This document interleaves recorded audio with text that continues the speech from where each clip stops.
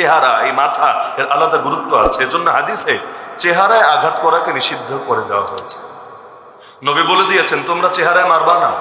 যখন একজন মুসলমান আর এক মুসলমানের সাথে লড়াইও লিখতে হয়, ইদা কাতালা আহাদুকুম আখাহু, ইদা কাতালা আহাদুকুম আখাহু, তোমাদের কেউ যদি তার ভাইয়ের সঙ্গে যুদ্ধেও লিপ্ত হয়, লড়াইয়ে লিপ্ত হয়, তবুও ফালিয়াজতানিবিল ওয়াজহা, সে যেন চেহারাটাকে অ্যাভয়েড করে, চেহারায় যাতে আঘাত না করে। কেন?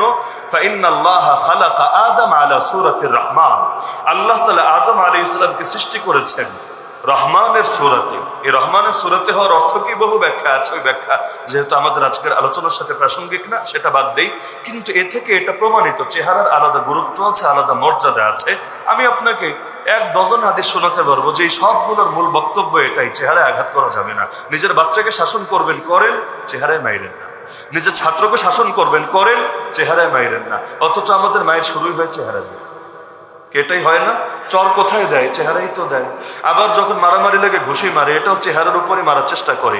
অথচ এই চেহারাটাকে অ্যাভয়েড করতে বলা হয়েছে। চেহারার আলাদা শান আছে, শাসনের ক্ষেত্রেও সুন্নত আছে। এই সুন্নত যদি আপনি না বোঝেন, আপনি নিজেকে নবী প্রেমিক দাবি করতে পারেন, নবীর ওয়ারিসও দাবি করতে পারেন, কিন্তু আপনার মধ্যে নবীর অনুসরণে এক জায়গায় হলেও ঘাটতি আছে। আরে জায়গা তো সবই ঠিক রাখা লাগে রে ভাই।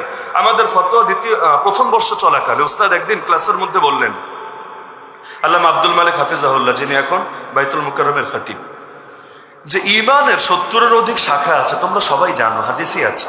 এর মধ্যে বলা আছে সর্বোচ্চ শাখা হলো কাউলু লা ইলাহা ইল্লাল্লাহ, লা ইলাহা ইল্লাল্লাহ বলা। কিন্তু সর্বনিম্ন শাখা হলো রাস্তা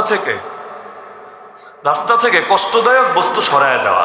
সর্বোচ্চ শাখা হলো লা ইলাহা ইল্লাল্লাহ বলা, সর্বনিম্ন শাখা হলো রাস্তা থেকে কষ্টদায়ক বস্তু সরিয়ে দেওয়া। আমাদেরকে বললেন অনেক বড় হুজুর হয়ে গেলা, বহুত নামাজ পড়লা, রোজা রাখলা, ইবাদত বন্দেগী করলা, ছাত্র গড়লা, দাওয়াত দিলা, সব করলা, তো জিন্দেগি তো কখনো রাস্তা থেকে কষ্টদায়ক বস্তু সরালা না। কারণ এত বড় হুজুর, আমি রাস্তা থেকে কষ্টদায়ক বস্তু সরাই কিভাবে? ইট একটা পড়ে আছে, থাক না, কেউ আছাড় খেলে খাক না। অথবা শিয়াল একটা মরে আছে, আর থাকুক না, গন্ধে লোকে কষ্ট পাবে, পাক না। কলার ছোকলে একটা পড়ে আছে, থাক, কেউ আছাড় খেলে খাক, আমার কি এসেছে আর কি গিয়েছে, আমি এত বড় হুজুর হয়ে এটা সরাই কিভাবে?